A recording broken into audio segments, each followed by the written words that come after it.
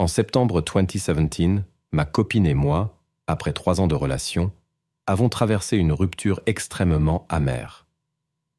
Comme nous vivions ensemble, j'ai emballé mes affaires et déménagé le On Air octobre. J'ai séjourné dans un hôtel pendant presque 2 semaines, travaillant le jour et cherchant des appartements le soir. Mais la plupart des endroits que je voyais en ligne étaient, pour ainsi dire, déprimants. Mes recherches initiales excluaient tous les appartements partagés, car je n'aimais pas l'idée d'avoir un colocataire au hasard. Mais avec le temps et la facture de l'hôtel qui commençait à avoisiner les 4 chiffres, j'ai commencé à enlever de plus en plus de filtres à ma recherche. J'ai commencé à envisager sérieusement la possibilité d'avoir un colocataire, surtout si je pouvais le rencontrer avant d'emménager, afin d'évaluer s'il allait poser problème ou non. Toutes les personnes à qui j'ai parlé au téléphone semblaient soit louches, soit peu fiables, ou une combinaison des deux. Mais juste au moment où j'étais sur le point d'abandonner, j'ai rencontré Florian. Florian cherchait un colocataire pour l'aider à payer le loyer de son appartement de 2 chambres à Bushwick. Quand j'ai cliqué sur les photos de son appartement, j'ai été choqué. L'appartement était vraiment très beau, avec un style un peu rustique, comme un entrepôt. Mais tout le mobilier et les installations semblaient neufs. Mais le meilleur était ce que Florian avait écrit dans sa petite section à propos de moi. Il avait écrit quelque chose comme « Je travaille exclusivement la nuit, donc vous avez l'appartement pour vous seul le soir, mais j'exige un silence complet pendant les heures de jour. » Je venais de commencer à travailler à domicile à l'époque. Et le silence total pendant la journée était exactement ce que je recherchais. Je lui ai envoyé un message, nous avons parlé au téléphone, puis j'ai arrangé une visite de l'appartement pour discuter en face à face. L'endroit était encore plus beau en personne et, à bien des égards, Florian semblait être le colocataire idéal. C'était un grand Estonien mince, très sec et réservé, qui portait un col roulé noir et des lunettes. Il a dit qu'il était cinéaste et qu'il réalisait un projet qui impliquait exclusivement des tournages de nuit, d'où le fait qu'il serait hors de l'appartement au coucher du soleil. Il était un végétarien sobre, mais ne voyait aucun inconvénient à ce que je garde de la viande ou de l'alcool dans l'appartement. En fait, cela ne semblait pas le déranger tant que je ne fumais pas et que je ne faisais absolument aucun bruit pendant la journée. Après lui avoir expliqué ma situation et pourquoi le silence pendant la journée était idéal, j'ai décidé de tester son sens de l'humour et de lui demander s'il était un vampire. Il n'a pas ri, il n'a même pas esquissé un sourire, il a juste répondu « Non, comme je l'ai dit, je suis végétarien. » Heureusement, ma tentative d'humour n'a pas gâché mes chances. Et comme j'ai proposé de payer 3 mois de loyer d'avance, il m'a offert la chambre sur le champ. Le lundi suivant, je déménageais mes affaires dans l'appartement. J'ai dû attendre après 19 heures, mais avec l'aide d'une entreprise de déménagement très flexible, j'avais tout déménagé avant 23 heures, et à la fin du lendemain, j'étais déballé et installé. Vivre avec Florian était comme vivre avec un fantôme. Il respectait son engagement de rester silencieux, en se comportant comme un ninja chaque fois que je dormais. Et comme je vais parfois à la salle de sport ou faire les courses au moment où il partait travailler, il nous arrivait de ne pas nous voir pendant plusieurs jours d'affilée. J'avais un endroit calme pour travailler pendant la journée et quelqu'un qui ne dérangeait pas son emploi du temps ou son style de vie, tout en payant la moitié du loyer. C'était vraiment l'idéal, mais parfois Florian était tellement silencieux que c'en était presque effrayant. Je me réveillais, descendais pour faire mon café, et j'entrais dans une cuisine impeccable. Mais quand j'ouvrais le réfrigérateur, il y avait une semaine de repas végétariens prêts à l'emploi, alors que la veille au soir, il n'y avait que quelques bières et ma boîte de restes de plats halal. Je sais que cela peut sembler étrange de s'en plaindre, mais en fait, je ne me plains même pas vraiment de cela. Ce que je veux dire, c'est que c'était le signe d'alarme le plus proche que j'ai jamais eu avec Florian, et j'aurais peut-être souhaité qu'il y en ait eu plus. Ainsi, pendant les 7 à 8 premières semaines, j'ai vécu dans un état de quasi-béatitude. J'avais réussi à faire une coupure nette avec mon ex-petite amie, donc bien que cela me dérange encore un peu, ce n'était pas comme si elle m'appelait constamment, et elle ne savait certainement pas où me trouver. De plus, avoir mon tout nouvel espace de travail ultra silencieux et super élégante avec sa décoration minimaliste et son schéma de couleurs monochromes, m'a permis de me plonger dans mes projets, de trouver la paix et de passer à autre chose. J'avais trouvé l'arrangement de vie temporaire parfait, ou du moins je le pensais. Un jour, j'ai terminé mon travail vers 17h. Je suis descendu au coin de la rue pour aller chercher des nouilles au bon vieux Canton, puis en revenant à l'appartement, j'ai senti mon téléphone vibrer dans ma poche. C'était Florian, et quand j'ai répondu à l'appel, il m'a demandé, dans son ton typiquement sec, un service. Le lieu qu'ils avaient prévu pour le tournage de cette nuit-là était, selon ses mots, indisponible. Et pour éviter de devoir reprogrammer tout le tournage, Florian voulait savoir s'il pouvait utiliser l'appartement. Il s'est excusé, promettant que CE serait une chose unique, mais il m'a dit que je devrais soit quitter l'appartement pour la soirée, soit rester dans ma chambre pendant toute la durée du tournage. Je lui ai dit que cela ne posait pas de problème, surtout si c'était juste pour cette fois, et je lui ai dit que je le retrouverais à l'appartement environ 1 heure plus tard. Florian est arrivé avec ses 2 amis, un gars et une fille, et ils avaient une multitude de sacs ressemblant à du matériel avec eux. La fille était petite et attirante, et le gars était un peu en surpoids et dégarni, et bien qu'ils soient américains, tous deux partageaient le même style artistique hipster que Florian, et étaient tout aussi calmes et réservés que lui. Une fois qu'ils étaient prêts à s'installer, j'ai pris mon ordinateur portable et mes affaires, et je suis monté dans ma chambre. L'appartement avait un petit étage supplémentaire. C'est alors que Florian m'a demandé si nous pouvions parler en privé. Je l'ai invité dans ma chambre, lui ai demandé ce « qu'il voulait dire. Et pour la première fois depuis que je le connaissais, Florian a montré un semblant d'émotion sur son visage. Il avait l'air inhabituellement inquiet en m'expliquant comment certains pourraient considérer son projet comme inhabituel. Il nécessitait une immersion totale de la part de l'équipe et des acteurs. C'est pourquoi il était impératif que je ne quitte sous aucun prétexte ma chambre pendant le tournage. Il était environ 20h, et je devais me coucher vers 23h, donc cela ne me dérangeait pas de me retirer dans ma chambre pour jouer à Civilisation, ou simplement regarder Netflix jusqu'à m'endormir. Florian a dit que c'était bien parce que le tournage allait durer jusqu'à environ 1h du matin. Évidemment, je n'étais pas particulièrement excité à l'idée que mon sommeil soit perturbé, mais cela a conduit Florian à me demander si j'avais une bonne paire de bouchons d'oreilles ou un casque que je pourrais utiliser pour étouffer le bruit. Mais cela m'a alors fait réfléchir. Quel genre de bruit craignait-il que j'entende? À moitié en plaisantant, je lui ai demandé s'il tournait un film pour adultes en bas, et dans son style typiquement sec, il a répondu que non, ce n'était pas le genre de film qu'il réalisait. Ma curiosité était alors vraiment éveillée. Alors je lui ai demandé quel genre de bruit je pouvais m'attendre à entendre. Et en réponse, Florian m'a dit quelque chose que je n'oublierai jamais. Tu pourrais entendre des choses qui pourraient t'effrayer ou te déranger, mais je te garantis que peu importe ce que tu entends, ce n'est qu'une simulation et il n'y a aucune raison de t'inquiéter. Je lui ai demandé s'il réalisait une sorte de film d'horreur, et il a dit que non, ce n'était pas un film d'horreur en tant que tel, mais qu'il contenait des éléments que certaines personnes pourraient associer à des films d'horreur. Apparemment, c'est pour cette raison qu'il était si important que je porte des écouteurs ou des bouchons d'oreilles. Sinon, je risquais de ne pas pouvoir dormir. Je lui ai dit que tant qu'il n'y avait pas de cris, tout irait bien. Et c'est alors que Florian m'a demandé à nouveau si je ne préférais pas quitter l'appartement jusqu'à 1h du matin. Honnêtement, j'étais trop fatigué pour sortir dans un bar et me forcer à rester éveillé jusqu'à 1h du matin, et comme j'avais une bonne paire de casques anti-bruit que je pouvais utiliser, j'ai pensé que je braverais le bruit, et au pire, je resterais éveillé jusqu'aux petites heures en regardant des films extra forts jusqu'à ce que le tournage soit enfin terminé. Et le plan a parfaitement fonctionné pendant un certain temps. Pendant la première heure environ, je n'ai même pas eu besoin d'activer le mode anti-bruit de mon casque. En fait, je l'avais réglé sur Ambient Hour, car à ce moment-là, j'étais honnêtement si curieux de savoir quel genre de bruit Florian craignait que j'entende. Je pensais qu'il y aurait des cris, probablement des hurlements, après l'aveu de Florian, et j'ai juste sévèrement sous-estimé le genre de cris que j'allais entendre ainsi que l'effet qu'ils auraient sur moi.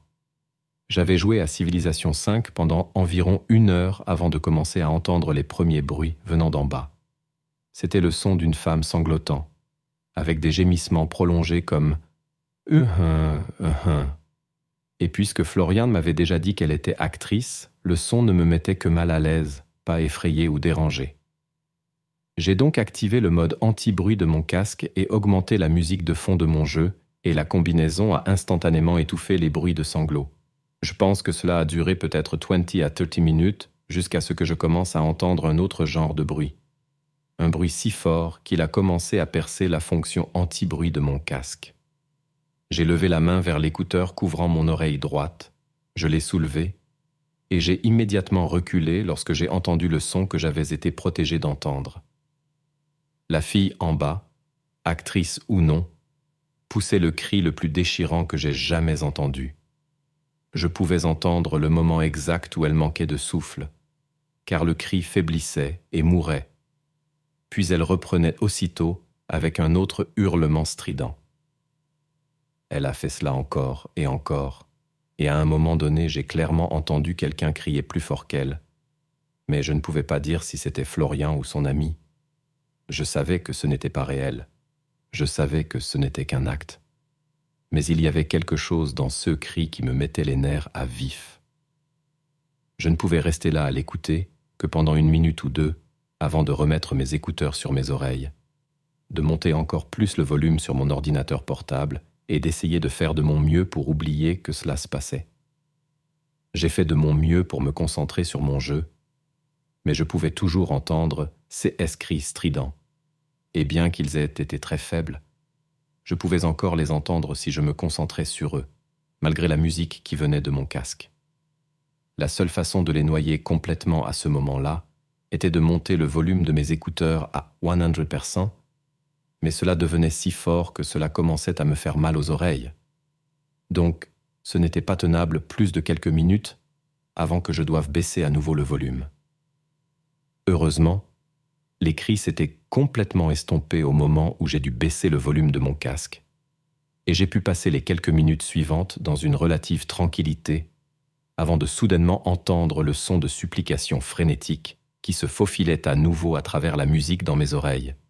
J'ai levé mes écouteurs et encore une fois, j'ai entendu une performance terrifiante mais convaincante de la fille en bas.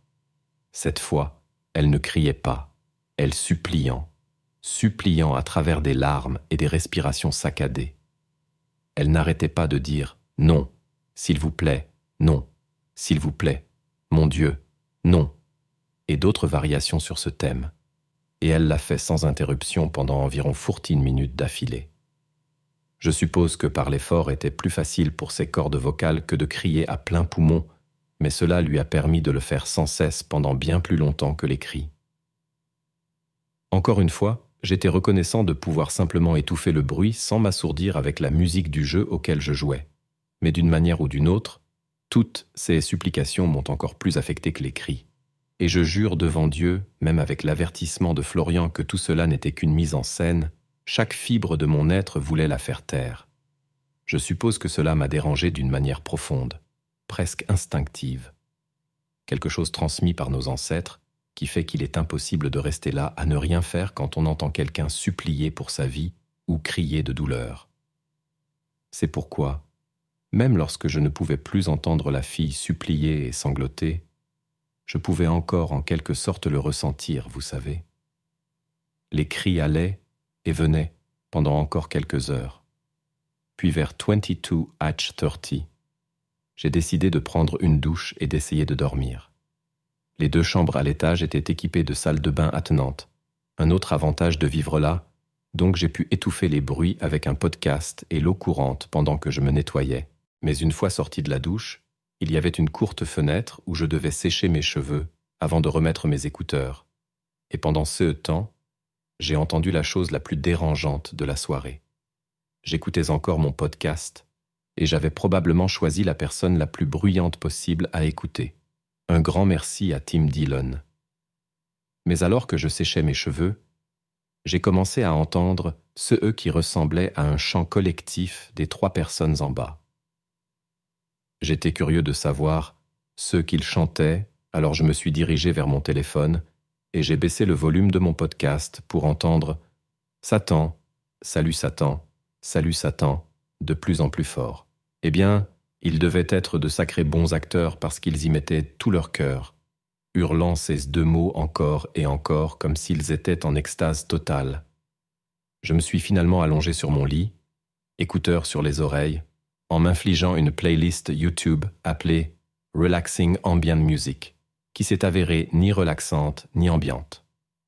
Et quand 1h du matin est arrivée et que tout est enfin devenu silencieux, j'ai littéralement murmuré « Merci Jésus » à voix basse avant de m'endormir enfin. Le lendemain matin, je me sentais un peu groggy après avoir dormi moins de 6 heures, mais au fur et à mesure que mon cerveau se réveillait sous la douche, je me suis rappelé tous les cris et les chants de la nuit précédente. Je ne pouvais pas vraiment en vouloir à Florian, car il m'avait averti 2 fois de quitter l'appartement, et puis, il y avait bien pire que d'avoir une dette envers lui. Comme je l'ai mentionné plus tôt, Florian et moi nous croisions rarement, donc plusieurs jours se sont écoulés avant que j'aie l'occasion de lui demander à propos des cris, et quand je l'ai fait, il m'a donné une réponse aussi sèche que vous pouvez l'imaginer. Il s'est excusé profondément pour le dérangement, à la fois au sens propre et figuré, mais a également été prompt à me rappeler l'avertissement qu'il m'avait donné. Il a dit que les cris et les chants faisaient partie de ce qu'il appelait ADR, ou remplacement automatique du dialogue, qui consiste essentiellement à doubler l'audio d'un film pour l'améliorer. Personne n'était menacé, imité ou blessé de quelque manière que CE soit, et la femme en question était simplement une actrice très talentueuse. Si les sons qu'elle produisait me dérangeaient, cela signifiait simplement qu'elle avait fait une bonne performance, et rien de plus. C'était évidemment assez rassurant, je suppose. Mais mon principal objectif était d'obtenir une seconde assurance que cela ne se reproduirait plus, et si cela devait absolument se reproduire, de me donner un avertissement à l'avance pour que je puisse réserver un hôtel ou quelque chose. Il a accepté et je l'ai remercié, et c'était tout. Pas même 2 semaines ne se sont écoulées avant que Florian me demande un second service. J'avais l'impression que cela serait lié à l'utilisation de l'appartement pour son travail, et, ô surprise, j'avais raison. Il a commencé son argumentaire en me disant qu'il était plus que disposé à payer une nuit à l'hôtel, mais qu'après qu'un studio se soit retiré, il s'était retrouvé sans endroit pour tourner. Je lui ai dit qu'il n'était pas nécessaire qu'il paie pour une chambre, que je pourrais peut-être trouver un endroit où rester, et même si je ne le trouvais pas, j'étais tout à fait disposé à payer ma propre chambre d'hôtel. Florian m'a alors donné la date de son tournage, qui était dans quelques jours, un vendredi soir. À l'époque, je sortais avec quelqu'un, et c'était juste à un stade où il était acceptable pour moi de proposer une sorte de soirée pyjama, si vous voyez ce que je veux dire, et j'ai proposé cela, et elle a accepté. Donc, j'avais cette soirée du vendredi couverte. Je n'avais absolument aucune raison de retourner à mon appartement jusqu'à ce que je réalise, bien sûr, que j'avais oublié une partie de mon chargeur d'ordinateur portable, la partie de la prise qui se connecte à la petite boîte. Il n'y aurait pas de LAN party sans que je retourne à l'appartement pour la récupérer. J'ai brièvement envisagé de proposer une soirée cinéma à la place, mais la fille avec qui je sortais semblait super excitée de jouer. Alors j'ai pensé « tant pis » et j'ai pris le train de retour. Je pensais que ça prendrait au maximum 1 heure, et puis une fois de retour, nous pourrions commencer notre soirée LAN. De plus, j'avais appelé Florian à l'avance et lui avais donné un préavis que j'avais besoin d'interrompre le tournage pendant 30 secondes au maximum, puis je serais tranquille pour toute interruption. J'ai envoyé un texto à Florian en marchant vers le métro, puis quand il n'a pas répondu, je l'ai appelé une fois que j'étais de retour à Bushwick. Il n'a pas répondu au premier appel, alors j'ai essayé à nouveau, mais cette fois aussi l'appel est resté sans réponse, et j'ai supposé qu'il était occupé et que son téléphone était en mode « ne pas déranger » ou autre. J'ai donc envoyé un deuxième texto en disant que j'étais à quelques minutes de l'appartement et que je ne l'interromprais que pendant 1 minute maximum. Encore une fois, je n'ai pas eu de réponse, et j'étais un peu inquiet que mon intrusion puisse causer un problème entre lui et moi. Et en même temps, je me disais « Je paye mon loyer, je suis un bon colocataire. Je peux entrer et sortir en 30 secondes avec quelques excuses. Et si Florian est en colère, eh bien, je pourrais gérer ce problème en temps voulu. Quelques secondes plus tard, je suis dans mon immeuble, je marche vers l'ascenseur, puis 1 minute de plus et je suis à ma porte. Comme je ne voulais pas trop déranger, j'ai commencé à frapper à la porte. J'avais ma clé prête, mais tout comme avec les textos et les appels, je voulais donner à Florian le plus de préavis possible. J'ai frappé une fois, sans réponse, puis j'ai essayé d'appeler Florian une dernière fois. Il a directement envoyé l'appel à la messagerie vocale, donc je savais qu'il savait que j'essayais de le contacter. C'est là que j'ai commencé à m'énerver. Au moins, collabore un peu, tu sais. Ne te contente pas d'ignorer mes appels.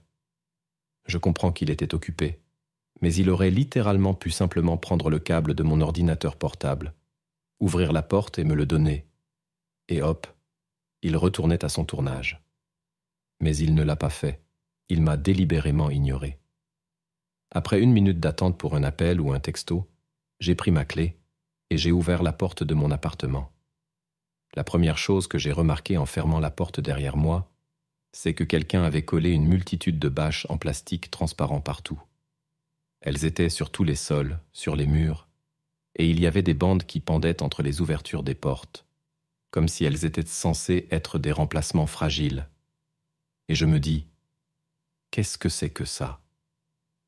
Puis j'ai commencé à appeler Florian.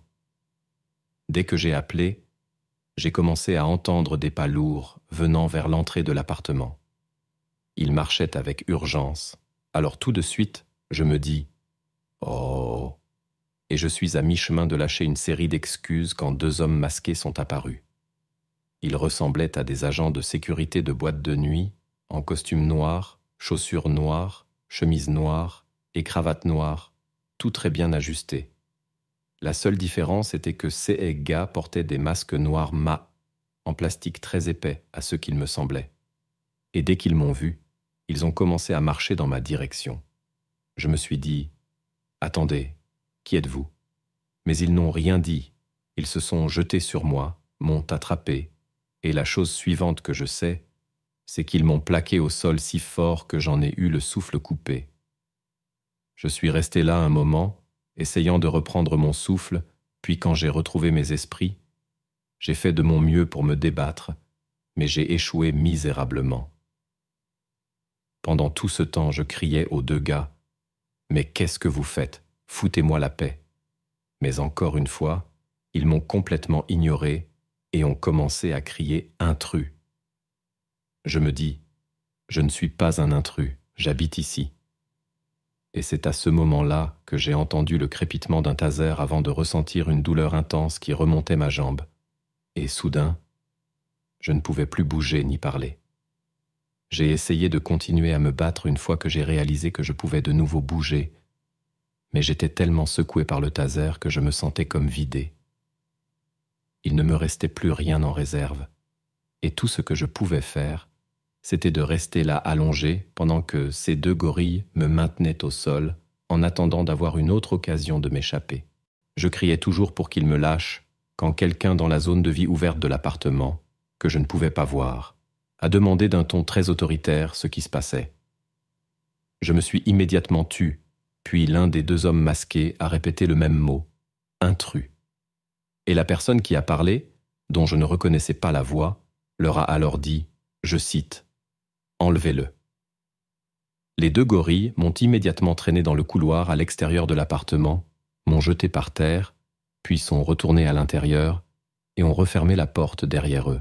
Je me suis dit, qu'est-ce qui vient de se passer ? Et puis, après m'être relevé, mon premier réflexe a été d'appeler la police. Quelque chose se passait dans mon appartement et quoi que ce soit, cela ne ressemblait pas à un tournage de film ou quoi que ce soit d'autre. Ma première pensée a été qu'il s'agissait d'une sorte d'invasion de domicile. Mais alors, pourquoi toutes ces bâches en plastique ? Elles me rappelaient quelque chose de Forensic Files ou de Hostel, ou le genre de choses que les cartels mexicains utilisent dans CS maisons de torture pour que les murs et les sols ne soient pas imbibés de sang. C'est ce qui m'a tellement effrayé que lorsque j'ai appelé la police, ce n'était pas comme si j'étais en colère en me disant que ces gars allaient payer. C'était plutôt comme « quelque chose de terrible se passe là-haut dans mon appartement, et c'est à moi de l'arrêter. » Oui, j'étais en colère contre ces deux hommes masqués qui m'avaient plaqué au sol et tasé, mais ce n'était pas comme s'ils étaient deux drogués qui m'avaient cassé le nez après avoir volé mon ordinateur portable, autre histoire vraie. La façon dont ces gars étaient habillés, les masques, toutes les bâches en plastique, ils étaient la sécurité pour quelque chose qui se passait là-dedans, quelque chose que personne n'avait le droit de voir, et à mon humble avis, cela ne pouvait être rien de bon ou de légal. En fait, légal ou pas, j'ai déjà eu des voisins qui cultivaient de la marijuana avant que CE soit légalisé, et tout le pouvoir à eux, ça ne faisait de mal à personne. Mais ce que je venais de découvrir, c'était certainement quelque chose de très grave, ou qui allait le devenir. Il a fallu 20 minutes à la police pour arriver, et CE, après que le répartiteur m'ait dit que mon appel était une priorité. Ils m'ont suivi jusqu'à mon appartement, ont ouvert la porte pour eux, et j'étais en train de leur expliquer toutes ces bâches en plastique quand nous avons vu qu'elles avaient toutes disparu. Les deux policiers m'ont regardé d'un air déçu, comme pour dire « On ne t'avait pas pris pour un schizophrène ». Et puis, juste au moment où j'expliquais comment elles étaient là il y a à peine 20 minutes, Florian est apparu avec une explication. Il avait organisé une fête plutôt exclusive, et les deux agents de sécurité que ses invités avaient engagés avaient été un peu trop zélés avec les invités inattendus. Selon Florian, il n'y avait jamais eu de bâche en plastique ni de masque noir, et il n'était pas sûr de CE dont je parlais à cet égard. Mais CE dont il était sûr, c'est que lui et ses invités étaient profondément désolés pour la confusion et qu'ils souhaitaient présenter leurs excuses pour l'inconvénient. J'étais en colère. Genre, inconvénient, j'ai juste été agressé. Mais ensuite, j'ai remarqué autre chose. Florian montrait plus d'émotion et de sincérité avec les flics qu'il n'en avait jamais montré avec moi. Son état naturel était sec et sarcastique, mais avec ces deux agents du NYPD, il était comme la personne la plus articulée et passionnée que j'ai jamais vue. Et c'est là que ça m'a frappé. Il n'était pas sincère, il jouait la comédie. Les policiers voulaient savoir qui étaient les deux agents de sécurité qui avaient fini par m'agresser, mais Florian a prétendu qu'ils avaient été engagés par un invité anonyme et qu'ils n'avaient aucune idée de qui ils étaient ou d'où ils venaient. Les deux seules personnes que Florian connaissait, selon lui, étaient ses amis, un homme et une femme, qui seraient heureux de répondre à toutes les questions que les policiers pourraient avoir. Lorsqu'on lui a demandé pourquoi tous les invités s'étaient enfuis avant leur arrivée, Florian a dit aux deux agents qu'ils étaient incroyablement embarrassés par la confusion. Il semblait également tout à fait honnête lorsqu'il a dit que ces invités savaient que leur sécurité aurait des ennuis avec la police et qu'ils étaient sortis par la porte de derrière de l'immeuble où leur voiture les attendait. Je voyais à travers les conneries de Florian, et d'une manière ou d'une autre, au moment où les deux agents de police partaient, il semblait convaincu que Florian était aussi désolé qu'il le disait et que tout cela n'était qu'un grand malentendu. Après le départ des policiers, j'ai demandé à Florian ce qui s'était passé la nuit précédente. Il a complètement changé de ton. Il m'a dit que je n'avais pas le droit de savoir ce qui s'était passé et que je n'aurais pas dû revenir à l'appartement après lui avoir dit que je resterais à l'écart toute la nuit. Il a aussi ajouté, d'une manière que j'ai trouvée incroyablement glaçante, que je devrais me considérer chanceux que rien de pire ne me soit arrivé. Je n'arrivais pas à croire à ce brusque revirement. Il avait si bien joué la comédie pour les flics que lorsqu'il a changé, c'était comme si je le voyais se transformer, ou se métamorphoser, ou quelque chose comme ça. Il m'a dit qu'il voulait que je parte, et je lui ai dit que je prévoyais de le faire. J'ai ensuite passé les quelques jours suivants à chercher d'autres endroits où vivre avant de finalement en trouver un qui correspondait à mon budget. J'ai eu de la chance. J'ai trouvé un endroit décent assez rapidement. Et pour être franc, j'étais prêt de vivre dans ma voiture, car je ne me sentais plus en sécurité près de Florian. Jusqu'à ce jour, je ne sais toujours pas ce que lui et ses amis faisaient là-haut. Et en fait, je préfère ne pas le savoir.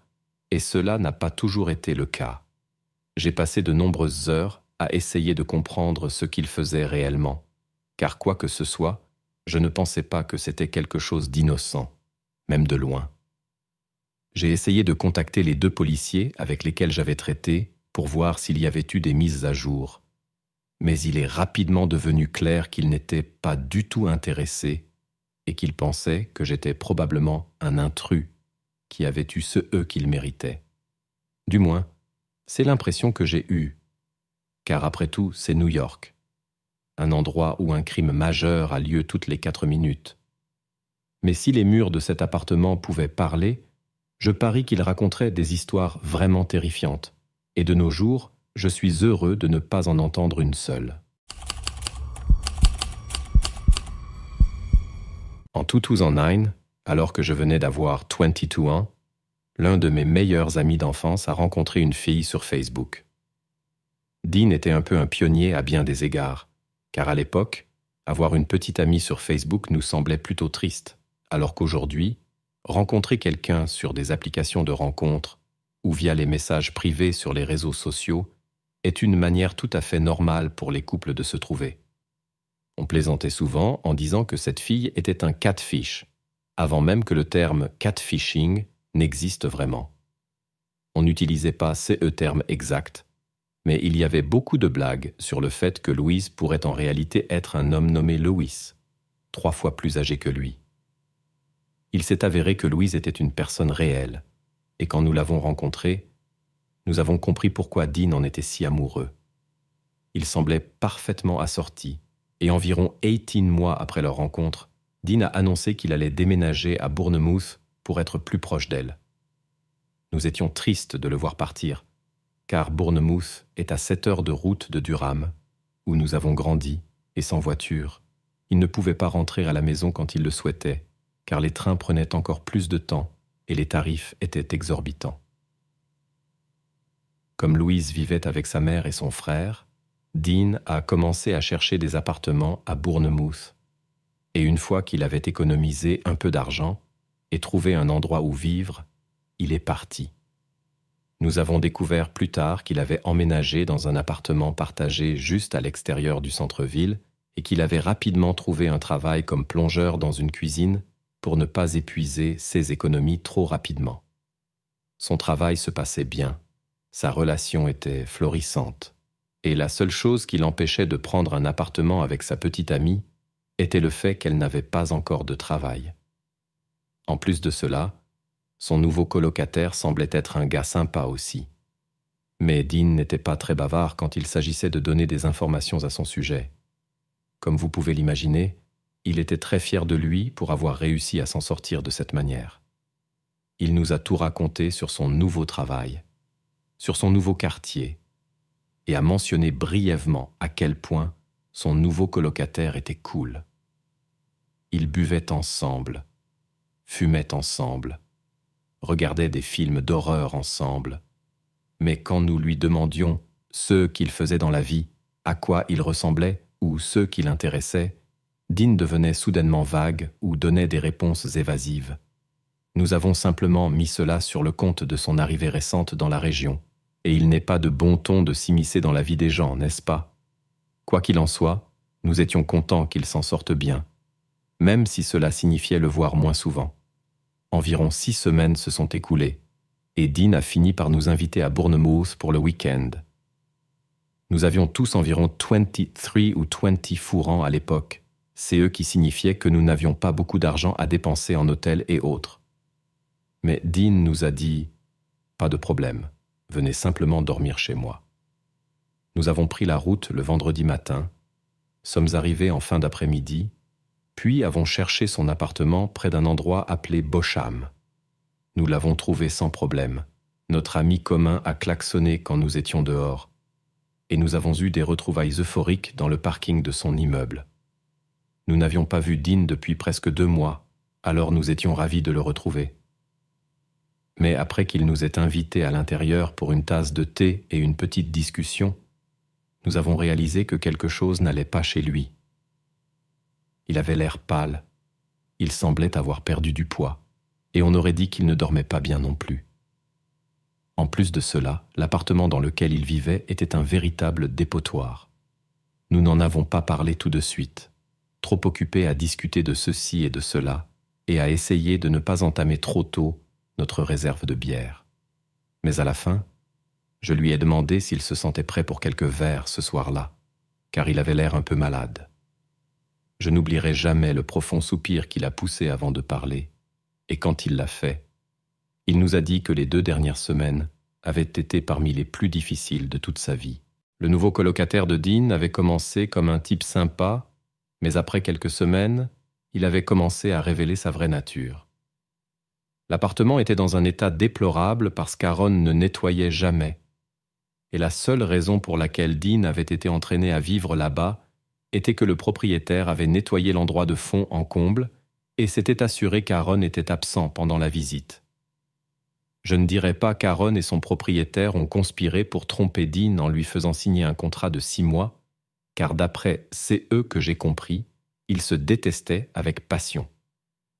Mais ils avaient tous deux quelque chose à gagner en ayant Dean comme locataire, alors j'imagine qu'il y a eu un certain degré de collaboration. Vous voyez, Dean n'avait pas emménagé dans un appartement douillet avec un colocataire excentrique mais sympathique. Il vivait avec un alcoolique mentalement instable qui ne payait jamais son loyer et qui était sujet à des crises psychotiques violentes. Il ne s'en était juste pas rendu compte avant qu'il ne soit bien trop tard. Dean a dit que lorsqu'il avait emménagé, il avait rencontré un Aaron qui aimait la même musique, les mêmes films, et qu'il avait accueilli aussi bien que possible en lui offrant une canette de bière toutes les 5 minutes. Mais ensuite, Dean a commencé à réaliser qu'Aaron buvait pratiquement toute la journée, tous les jours, et que par travail, Aaron entendait voler. Il n'a pas dit à Dean ce qu'il faisait pour gagner de l'argent au début, mais une fois qu'il semblait en confiance, il lui a dit qu'il volait à l'étalage, cambriolait, volait de l'argent à des ivrognes inconscients le samedi soir, à peu près tout, sauf gagner honnêtement sa vie.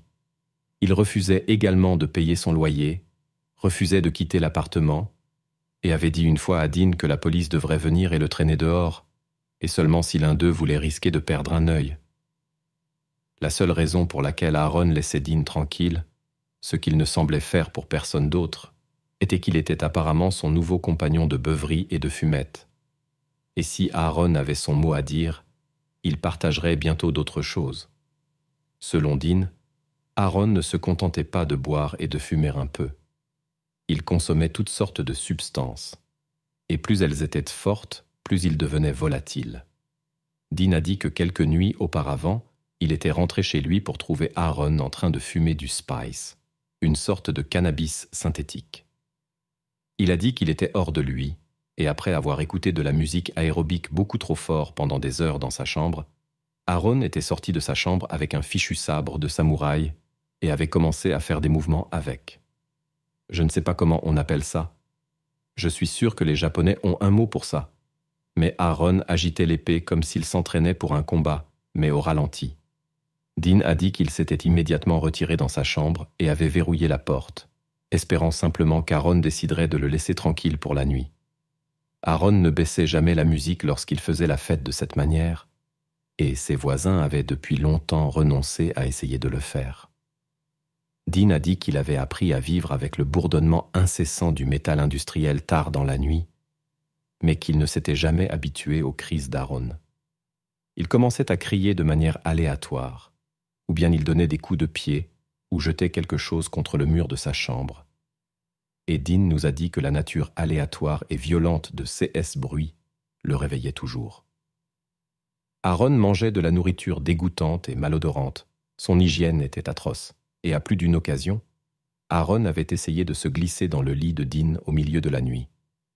Dean avait évidemment besoin de commencer à verrouiller sa porte, mais il ne pouvait pas passer toute sa vie dans sa chambre. Ce dont Dean avait vraiment besoin, c'était d'aide pour se sortir de là, à un moment où Aaron ne remarquerait pas son départ. Apparemment, Dean avait déjà évoqué l'idée de déménager après une petite dispute avec Aaron, mais ce dernier avait explosé de colère. Il lui avait demandé quel était son problème, s'il ne l'aimait pas, et si c'était le CAS, Ils devaient simplement le dire pour qu'ils puissent régler leurs problèmes comme des hommes, et non comme des petites filles. Ce sont les mots d'Aaron, pas les miens ni ceux de Dean. Dean avait réussi à s'en sortir par la parole, mais il avait réalisé que s'il devait s'échapper, cela devait se faire rapidement et sans qu'Aaron s'en aperçoive. Et mesdames et messieurs, c'était la véritable raison pour laquelle il nous avait invités pour le week-end, pas pour une petite réunion entre copains. Dean préparait une évasion pas si grande que ça. Maintenant, il nous avait raconté tout cela, et nous n'avions toujours pas rencontré Aaron, mais à ce stade, pour être parfaitement honnête, j'étais un peu nerveux à cette idée. Une fois que nous avions entendu parler de toute cette histoire de sabre de samouraï, même si c'était une réplique, elle était toujours tranchante. Et à quel point il était rapide pour aller la chercher, cela ajoutait définitivement une dimension effrayante à toute cette histoire.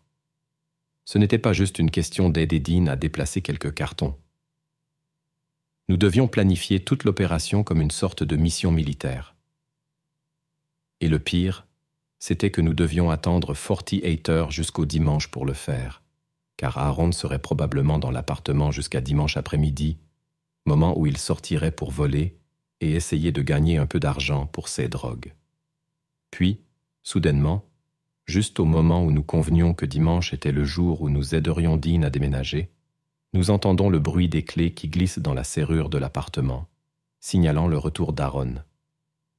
La porte claque, il marche dans le petit couloir en direction du salon où nous étions assis, et pendant tout ce temps, je voyais Dean se ratatiner, en quelque sorte. Je ne l'avais jamais vu agir ainsi auparavant. Son aboiement était définitivement pire que sa morsure, mais Dean n'était pas du genre à se laisser marcher sur les pieds, donc le voir se recroqueviller subtilement mais clairement à l'approche de ce Aaron était quelque chose d'assez frappant. Aaron entre dans la pièce, et notre ami commun et moi posons les yeux sur lui pour la première fois. Il n'était pas tout à fait ce à quoi je m'attendais. Il avait plus l'air d'un métalleux que du genre de petit délinquant à la petite semaine auquel nous étions habitués à Durham. Il était couvert de tatouages, avait des cheveux noirs teints longs jusqu'aux épaules et portait un anneau de piercing au nez qu'il enlevait pour paraître moins suspect lors de ses vols. Évidemment, nous étions un peu méfiants à son égard, mais au début, Aaron semblait vraiment amical et accueillant. Apparemment, il n'avait aucune idée que Dean nous avait invités, mais cela ne semblait pas non plus le déranger. En fait, non seulement il semblait enthousiaste à l'idée que nous restions pour le week-end, mais il pensait que c'était une bonne excuse pour organiser une fête. Dean a joué le jeu, tout comme nous, alors qu'Aaron parlait d'inviter des filles, de se procurer quelques sachets de drogue et des bouteilles, et de se retrouver tous dans l'appartement une fois que la nuit serait tombée. Dean a ensuite dit qu'il voulait nous faire un tour du quartier, nous montrer le pub où il aimait boire, puis nous sommes sortis après avoir dit au revoir à Aaron. Comme vous pouvez l'imaginer, la première chose que nous avons abordée une fois dehors était quelque chose du genre. « Mais qu'est-ce que tu fais en acceptant une fête ce soir ? Ce type devient fou après quelques lignes et tu nous mets en danger. » Bla, bla, bla. Aaron a ensuite répondu que non, c'était parfait, car si Aaron dépensait tout son argent ce vendredi soir, il serait alors obligé de faire une razzia de volume le lendemain, car il avait toujours envie de crack lorsqu'il était en gueule de bois. Nos mâchoires sont tombées. À notre âge, le remède contre la gueule de bois, c'était plutôt un petit déjeuner chez McDonald's. Et dans sa désespoir de se rapprocher de sa petite amie Facebook, Dean avait réussi à devenir le colocataire d'un véritable accro au crack. Nous avons compris que si nous avions une soirée de débauche ce soir-là, nous serions en mesure de sortir Dean de cet appartement et de le mettre dans le garage de la mère de sa petite amie, qui pourrait servir de logement temporaire. Mais il y avait beaucoup de choses que nous ne pouvions pas comprendre. Nous avions chacun au moins une vingtaine de questions à lui poser. Je veux dire, cette promenade jusqu'au pub s'est transformée en une véritable petite interrogation. Mais toutes les questions que nous lui avons posées, comme « Pourquoi n'es-tu pas parti plus tôt ?» ou « Pourquoi n'as-tu pas simplement appelé la police ?» Toutes ces réponses se résumaient à deux choses. Numéro 1, Dean avait vraiment peur pour sa sécurité. Et si tout ce qu'il nous avait dit était vrai, surtout en ce qui concerne le sabre de samouraï, alors il avait raison d'avoir peur. Et numéro 2, il avait besoin de ses amis. Il était dans un endroit tout nouveau, ne connaissait presque personne. Et il était fatigué, déprimé et effrayé. Dean a dit que le peu de temps qu'il passait avec sa petite amie, il était tellement épuisé qu'il ne faisait que rattraper son sommeil. Il avait besoin de notre aide, et il en avait vraiment besoin. Et par Dieu, après tout ce qui a été dit et fait, nous étions prêts et disposés à la lui donner. Quelques heures plus tard, nous avons quelques bières au frais, et Aaron revient avec sa petite amie après avoir récupéré son sniff. Elle avait un style de vie similaire à Aaron, mais contrairement à son petit ami, elle semblait un peu molle et hébétée. Je ne veux pas être offensant, mais elle semblait un peu lente, comme si elle n'était devenue la petite amie d'Aaron que parce qu'il la trouvait facile à manipuler. Cela peut sembler un peu dur, mais c'est honnêtement l'impression que j'ai eue après l'avoir rencontrée.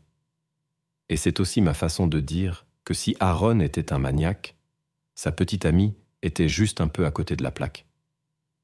Quoi qu'il en soit, nous étions tous assis et buvions. Et tandis qu'Aaron pensait que nous faisions la fête, moi et l'ami commun de Dean étions essentiellement là en tant que garde du corps. Au début, Aaron était gentil et amical, mais à mesure qu'il enchaînait bière après bière et commençait à prendre des drogues plus dures avec sa petite amie, il devenait de plus en plus agressif. Cela a commencé lorsqu'il a fait des lignes de coke. Il en a offert à Dean et à notre ami commun, mais lorsqu'ils ont refusé, il a commencé à nous critiquer, disant que nous n'étions pas drôles. Il a dit « Même Dean prend un peu de coke avec nous, non ?» Et nous, ses vieux amis, nous pensions « Non, il ne le fait pas. Dean aime boire une bière, mais il n'a presque jamais touché à des drogues. » Mais là, devant nos yeux, Dean s'est penché et a pris un rail, avant de nous jeter un regard très embarrassé. Je suppose qu'il avait appris à prendre le chemin de la moindre résistance, comme on dit, mais voir à quel point notre vieil ami était intimidé et accablé, c'était choquant. Après tout, nous n'avions pas encore vu le côté sauvage d'Aaron, donc cela n'avait pas de sens pourquoi il en avait tellement peur. La soirée a continué encore un peu sans incident.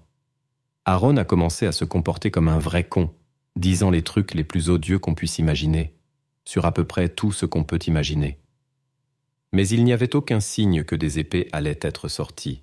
Alors moi, Dean et notre ami commun sommes restés assez calmes, buvant de plus en plus de bière pendant qu'Aaron se faisait plaisir avec son sniff. Puis, finalement, il a annoncé qu'il était temps de mettre de la musique. Je soupçonnais qu'il allait mettre quelque chose de très fort et rapide, et je n'avais pas tort. Mais il a monté le volume si fort que nous devions littéralement crier pour nous faire entendre. Cela ne semblait pas déranger Aaron, au contraire. Il trouvait cela drôle que la musique ruine le peu d'ambiance que nous avions réussi à créer, et il s'est mis en tête de nous faire chanter les paroles de chansons que nous n'avions jamais entendues de notre vie. Peu de temps après, Aaron s'est mis à danser, si l'on peut vraiment appeler ça danser, pendant que nous essayions de passer à travers, avec l'assurance que cela signifiait sortir de là un jour plus tôt que prévu. Nous avons limité notre consommation d'alcool au minimum, sachant que nous devrions déménager des cartons ou autres le lendemain. Mais être forcé d'écouter la musique merdique d'Aaron me donnait envie de me saouler jusqu'à l'inconscience. Il était content de danser tout seul pendant un moment, mais après quelques chansons, il a demandé à sa petite amie de danser avec lui. Et elle l'a rejoint, mais très maladroitement, comme si elle avait peur de ce qu'il pourrait faire. Il n'a pas fallu longtemps pour qu'Aaron montre exactement pourquoi elle semblait si anxieuse. Il dansait au début, mais ensuite, Aaron a commencé à devenir de plus en plus brutal avec elle, jusqu'à c'est eux que certains de ces mouvements de danse consistent simplement à l'étrangler par derrière. Je ne parle pas de mettre sa main autour de son cou. Non, on pouvait voir sur le visage de sa petite amie qu'elle ne pouvait pas respirer. Il l'a fait quelques fois de plus, et nous étions prêts à intervenir, car il l'étranglait de plus en plus longtemps à chaque fois. Mais ensuite, sa petite amie lui a soudainement donné un coup de coude, l'a repoussé et l'a giflé. Et là, tout est parti en vrille. Nous avons appris plus tard que Dean avait été témoin de beaucoup de ce genre de comportement et avait toujours essayé d'intervenir quand c'était possible, mais il ne pouvait pas faire grand-chose sachant qu'il devait vivre avec ces types. Et par là, je veux dire qu'il ne pouvait pas simplement lui casser la figure comme il l'aurait voulu. Mais là, comme moi et son autre pote étions là, et sachant que nous avions son dos, Dean s'est lancé à travers la pièce dès qu'Aaron a commencé à donner des coups de poing au visage de sa petite amie. Nous l'avons suivi, et en quelques secondes, nous avions Aaron immobilisé. Dean a commencé à crier à sa petite amie de partir, mais elle ne bougeait pas, elle restait là, figée, comme si elle ne savait pas quoi faire.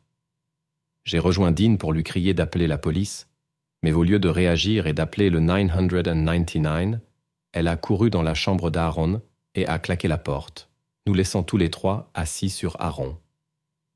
Nous nous sommes un peu réajustés, puis j'ai réussi à me lever de lui, à attraper mon téléphone et à appeler la police. Je leur ai dit que nous avions un sas mental entre les mains, qu'un type était devenu fou et qu'il allait blesser quelqu'un parce que nous ne pouvions pas le maîtriser toute la nuit. La dame au téléphone a dit qu'elle pouvait entendre Aaron crier qu'il allait nous tuer et qu'elle enverrait quelqu'un chez nous dès que possible, ce qu'elle a fait. Aaron criait toujours à en perdre la voix quand la police est arrivée. Et après qu'il ait essayé de les attaquer aussi, c'était terminé. Il était emmené en cellule pour la nuit, nous laissant un bon 24 heures pour déménager les affaires de Dean chez la mère de sa petite amie. Ce serait exigu. Mais Aaron n'avait aucune idée d'où se trouvait la maison, donc il ne pourrait pas le retrouver. Et partager une salle de bain avec 3 personnes normales valait bien mieux que de la partager avec un psychopathe dangereux et violent. Nous avons sorti Dean de là, donc la mission était accomplie. Puis nous sommes sortis pour fêter ça le dimanche avant de rentrer à Durham. Mais maintenant, en y repensant, la célébration me laisse un goût un peu amer. Aaron nous a facilité la tâche en essayant de mordre un policier. Donc CE fut une intervention rapide et efficace. Et Dean a pu tourner la page sur un petit chapitre misérable de sa vie. Mais parfois, je pense à la petite amie d'Aaron, à quel point même après avoir été étranglée et frappée, elle s'était réfugiée dans la chambre d'Aaron au premier signe de problème et y était restée. Nous lui avons crié de partir, d'appeler la police. Mais elle a choisi de courir dans la chambre de son petit ami abusif et de verrouiller la porte. Et parfois, je m'inquiète vraiment pour l'avenir de cette fille. Mais avec l'attitude qu'elle a, je suppose qu'il y a des limites à ce qu'on peut faire. Cela dit, j'espère que quelqu'un pourra l'aider, vraiment l'aider, avant qu'il ne soit trop tard. Quand j'étais plus jeune, j'étais vraiment un idiot. Je suis devenu accro à l'Oxycontin, j'ai eu des ennuis avec la police, et je me suis retrouvé face à 2 choix, soit aller en prison, soit participer à un programme de réhabilitation d'État appelé The Farm. La ferme était, sans surprise, une ferme, et je suppose que son propriétaire avait des amis bien placés, car il avait réussi à conclure un accord selon lequel il pouvait obtenir toute la main-d'œuvre bon marché dont il avait besoin, à condition qu'il s'agisse de jeunes en difficulté risquant la prison. Cela peut sembler très exploiteur, mais avec le recul, je ne suis pas sûr que ce ne soient pas les jeunes qui en aient le plus bénéficié. Je ne peux pas parler pour les autres, mais travailler dans cet endroit m'a clairement sauvé la vie, et parfois je me dis que c'était peut-être un coup de génie de nous envoyer là-bas. Parce que ramasser des déchets sur le bord de la route, c'est une chose, mais voir comment investir du temps et de l'amour dans quelque chose peut vraiment créer quelque chose de beau, ça a réparé une partie de mon cerveau dont je ne savais pas qu'elle avait besoin d'être réparée. J'ai trouvé des amis à la ferme avec lesquels je suis toujours en contact, même si ce n'est que sur Facebook, car nous vivons maintenant à l'autre bout du pays. Mais le fait est que cela m'a apporté de la discipline et de la confiance en moi, ce qui est incroyable quand on pense que je suis arrivé là-bas en pensant que CE ne serait rien d'autre qu'une prison pour enfants. Mais ironie du sort, toutes les choses folles que j'ai faites dans la rue pâlissent en comparaison de quelque chose que j'ai vécu à la ferme. À votre arrivée à la ferme, on vous assignait une tâche et un colocataire. Votre tâche pouvait être n'importe quoi, de la gestion du bétail et des cultures à l'irrigation ou au contrôle des nuisibles, mais votre colocataire avait un seul objectif: vous aider à vous intégrer dans la routine et s'assurer que vous restiez sur la bonne voie. Ces colocataires étaient idéaux pour ce rôle car le système fonctionnait pour eux et ils pouvaient parler de cœur à cœur sur la façon dont cela pouvait également fonctionner pour les nouveaux venus. C'est comme ça que ça s'est passé avec mon mentor, et quand le moment est venu, j'ai volontiers accepté ce rôle moi-même. Je savais que ce serait un défi, et je suis sûr que j'ai été un défi moi-même lorsque je suis arrivé à la ferme pour la première fois, mais je savais aussi que je devais rendre quelque chose avant de quitter le programme et de continuer ma vie. Tout le monde n'atteignait pas le niveau de mentor, et aussi ringard que cela puisse paraître, je considérais cela comme un honneur et un privilège. Pour la première fois de ma vie, je me sentais vraiment apprécié, et je voulais partager ma propre appréciation en retour. Environ 9 mois après le début du programme, j'avais gravi les échelons jusqu'au poste de superviseur du bétail, et j'avais obtenu mon propre logement de 2 chambres pour me préparer à l'arrivée de mon protégé. Bien sûr, les dortoirs étaient très strictement divisés par sexe, donc je savais que mon protégé serait une femme, mais ce que je ne savais pas, et que je ne pouvais pas savoir jusqu'à ce que je la rencontre, c'était à quel point elle serait coopérative. Si elle était détendue, repentante et réceptive, le mois suivant serait une promenade de santé pour moi. Mais si ce n'était pas le CEAS, je savais que cela pourrait devenir très difficile. J'avais déjà entendu un tas d'histoires d'horreur sur la façon dont certains protégés pouvaient être problématiques et non coopératifs lorsque les choses devenaient sérieuses. Et dans 1 ou 2 classes, des combats avaient éclaté entre les mentors et leurs colocataires.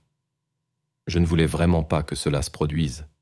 Alors tout mon plan de jeu était axé sur l'apaisement et la construction d'une relation entre moi et mon protégé. Exactement la même tactique que mon propre mentor avait utilisée lorsque je suis arrivé pour la première fois à la ferme. Le jour où mon protégé devait arriver, j'étais vraiment excité de la rencontrer. Et je n'étais pas du tout découragé par son attitude à son arrivée.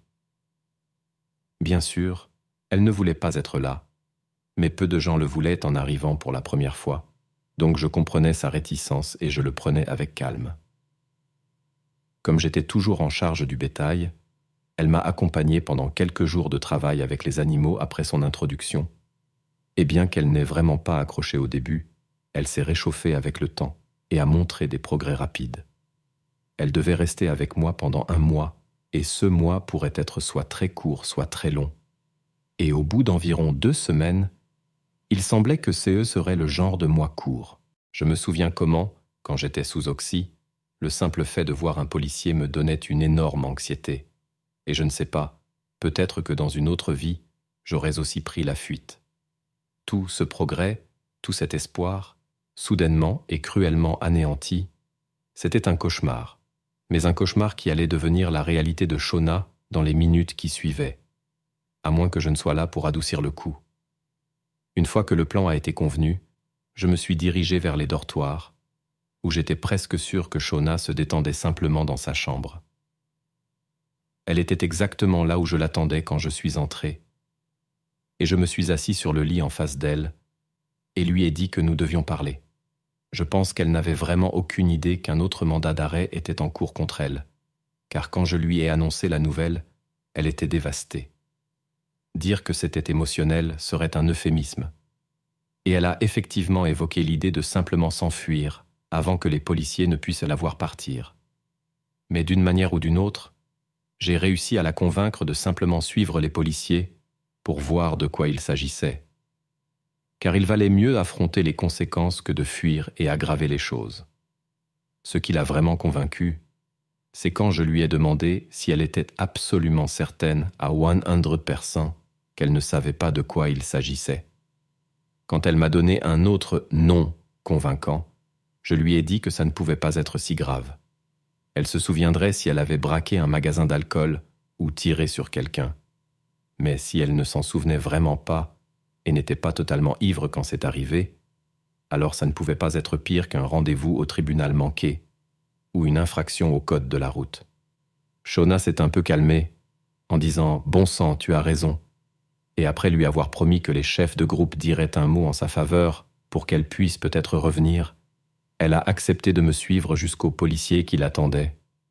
Je me souviens que nous marchions côte à côte après avoir quitté les dortoirs. Mais quand nous avons tourné le coin du centre communautaire et que les policiers sont apparus, Shona s'est éloignée de moi et a commencé à traîner un peu derrière. C'était évidemment juste un peu d'hésitation de sa part, mais je pensais que c'était derrière nous, et j'ai continué à l'encourager. Mais quand j'ai regardé en arrière dans sa direction, après qu'elle se soit complètement éloignée de moi, je n'ai pas remarqué qu'elle attrapait quelque chose, mais elle a dû le faire, car la prochaine chose que je sais, c'est que je sentais un couteau sur ma gorge. Je suis resté figé pendant quelques secondes. Sentir le couteau sur ma gorge était une chose, mais réaliser que c'était Shona qui le tenait en était une autre. J'étais complètement pris au dépourvu, et tout ce que je pouvais faire, c'était rester là, pendant que Shona tenait ma tête d'une main et le couteau de l'autre, alors que les policiers sortaient leurs armes et commençaient à s'approcher. Shona m'a dit de reculer. Ce que j'ai fait, mais je pense que le mouvement a en quelque sorte activé mon cerveau, car les mots « Que fais-tu » ont commencé à sortir de ma bouche. Je disais des choses comme « Shona, que fais-tu » ? « Shona, réfléchis à ce que tu fais. » Et elle a répondu « Je sais ce que je fais. Je ne vais pas aller en prison. Je vais sortir d'ici. » Pendant ce temps, les policiers criaient « Pose le couteau, pose le couteau !» Mais Shona ne se concentrait que sur le fait de reculer et de ne pas me couper par accident. Je me souviens lui avoir dit « Ils vont te tirer dessus, Shona. Ils vont te tuer si tu n'arrêtes pas. » Et elle m'a juste crié de me taire et de continuer à marcher, ce que j'ai fait. Les autres jeunes étaient venus en courant pour voir ce qui se passait, car ils avaient entendu tout le vacarme, et donc, alors que nous marchions en arrière, presque hanche contre hanche, il y avait ce grand rassemblement de jeunes qui regardaient depuis le centre communautaire. C'était le chaos, mais je n'ai jamais cru que Shona me ferait du mal. C'était juste une tentative désespérée d'éviter la prison. Et une fois qu'elle aurait atteint les arbres près des champs de bétail, elle s'enfuirait. Mais cela ne s'est pas produit. Il y a eu environ 1 minute où j'essayais de la convaincre de me lâcher, mais Shona était trop occupée à essayer de faire en sorte que les policiers gardent leur distance. Elle leur criait de rester en arrière et tout ça, et ignorait complètement tout ce que je lui disais. Mais ensuite, il y a eu ce moment où elle s'est arrêtée, et c'était comme si elle revenait à elle-même pendant 1 seconde. D'abord, elle m'a dit de me taire à nouveau, mais je continuais à lui dire que ce qu'elle faisait ne fonctionnerait pas. Si les policiers ne l'attrapaient pas à pied, elle finirait par leur échapper dans un endroit qu'elle ne connaissait pas. Si elle restait sur les routes, elle serait en menottes en quelques heures. Mais si elle restait dans les bois, ce serait elle contre les ours, les cougars et la nature. Je lui ai dit à nouveau « Ça ne marchera pas, Shona », et elle m'a répondu « Si, ça va marcher parce qu'ils seront trop occupés à essayer de te sauver pour me poursuivre. Je pourrais écrire toute la nuit, je suppose, et je ne serais toujours pas proche de décrire à quel point ces mots m'ont terrifié. Et comme je l'ai dit, j'étais convaincu à 99,999% que Shona ne voulait pas me faire de mal et qu'elle avait juste paniqué en réalisant qu'elle allait en prison. Mais peut-être qu'elle se souvenait aussi de ce que c'était que ce mandat d'arrêt et qu'elle se souvenait que c'était bien pire qu'elle ne le pensait au départ. Qui sait, ce n'est pas comme si elle était là pour le lui demander. Et la dernière chose qu'elle a criée, alors qu'elle avait l'intention de me trancher la gorge avec cette lame, c'était « Je suis désolée ». Mais elle ne l'a pas juste dit, elle l'a crié, et je suppose que c'était tout ce que les policiers devaient entendre. Elle a crié ses excuses, et j'ai senti le sang sur mon visage, mais ce n'était pas le mien. C'était celui de Shona, après qu'un des policiers ait entendu son cri, pris visé et appuyé sur la détente. J'avais une petite coupure, là où le couteau m'avait effleuré quand elle est tombée, mais à part ça, je n'étais pas blessé. Shona, en revanche, était probablement déjà morte avant même de toucher le sol. Le policier avait tiré la balle directement à travers son tronc cérébral, et il y avait un trou dans son visage entre son nez et son œil. J'ai juste commencé à crier, car je ne savais pas si j'avais été touché, à quel point la coupure sur ma gorge était grave, car, comme je l'ai dit, ça saignait un peu, et j'étais dans un état d'hystérie complète. Je me suis agenouillé, et j'ai essayé de réveiller Shona en la secouant. Je pensais qu'il y aurait une chance qu'elle survive au tir, je veux dire, parfois les gens survivent à des blessures à la tête folle, mais je pense que je savais simplement, peut-être à cause de son regard, qu'il n'y avait plus de vie en elle. Ce jour-là a été le pire de toute ma vie. Ce n'est pas quelque chose dont je me remettrai un jour. J'ai juste appris à vivre avec. Je sais que Shona devait mourir pour que je vive. Et j'ai entendu le stress dans sa voix. Et je sais au fond de mon cœur qu'elle était peut-être sur le point de me tuer. Mais cela ne signifie pas que chaque jour, je ne pense pas à elle et ne souhaite pas qu'elle ait fait un autre choix.